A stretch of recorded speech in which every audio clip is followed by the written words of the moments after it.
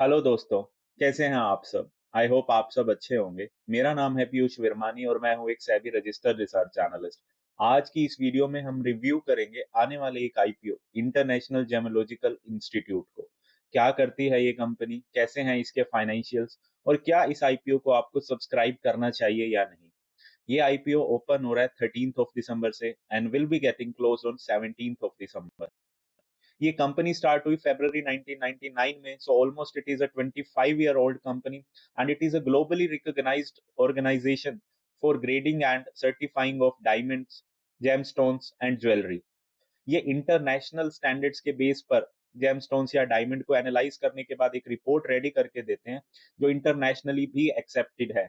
Generally उस report में ये 4 C's के बारे में डिस्क्रिप्शन देते हैं: cuts, clarity, colour and carats की वेट कितना है उस जेमस्टोन या डायमंड का। ये इंस्टीट्यूट इसीलिए है बिकॉज ये एजुकेशनल कोर्सेज ऑफर करते हैं, डिग्री प्लान्स है इनके पास for gem and jewellery related trades के लिए। एंड ऑल्सो इनके पास अपनी एक रिसर्च फैसिलिटी भी है।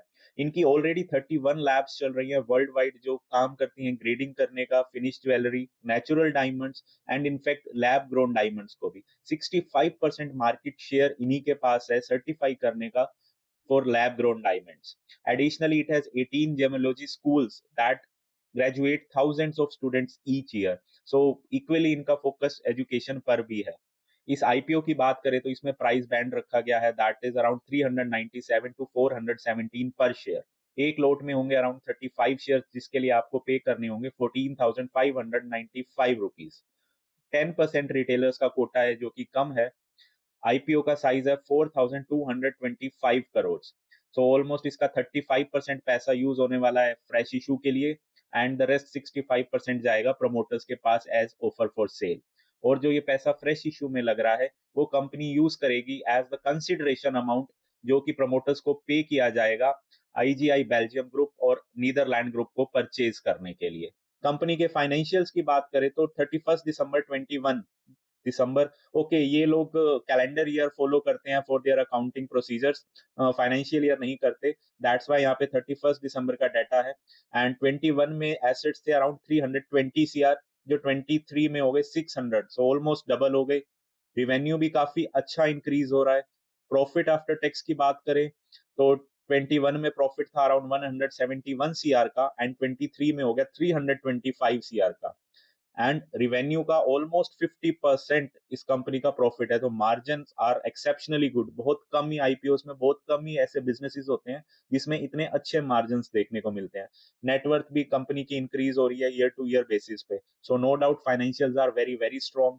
प्रमोटर्स की होल्डिंग भी अभी तक 100% है एंड इस आईपीओ के बाद जो होल्डिंग हो जाएगी that is around 76.5%, which is okay. And the main thing, इस कंपनी के कोई भी ऐसे लिस्टेड पियर्स नहीं है अभी तक जिसके बेस पे हम इसका कंपैरिजन उन कंपनीज में के साथ कर सकें।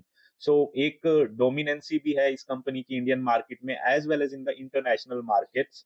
कंपनी की स्ट्रेंथ की बात करें then it is the world second largest independent certification and accreditation service provider.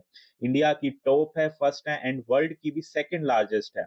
Also education initiatives हैं जिससे अवेयरनेस तो ये बढ़ा ही रहे हैं, साथ साथ इनके मार्जिन में भी वो काफी अच्छे से कंट्रीब्यूट कर रहा है।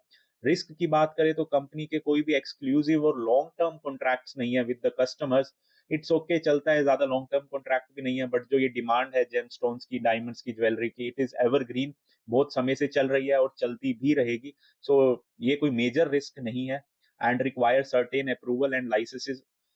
काम ऐसा है तो जिस भी कंट्री में जाएंगे या इनफैक्ट इंडिया में भी करेंगे इनको कुछ अप्रूवल और लाइसेंसेस लेने पड़ेंगे, बट वो मिल जाते हैं इनको, ऐसा इशू नहीं है बिकॉज 25 साल पुरानी कंपनी है।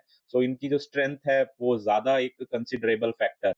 नाउ द मेन क्वेश्चन, क्या इस आईपीओ को आपको सब्सक्राइब करना चाहिए? अगर आप एक लॉन्ग टर्म इन्वेस्टर हैं, स्टॉक्स को होल्ड करके रख सकते हैं, तो आपको इस आईपीओ को जरूर सब्सक्राइब करना चाहिए बिकॉज कंपनी के फंडामेंटल स्ट्रॉन्ग है, फाइनेंशियल्स काफी स्ट्रॉन्ग है, इनफैक्ट प्रॉफिट मार्जिन काफी इंप्रेसिव हैं इस कंपनी के।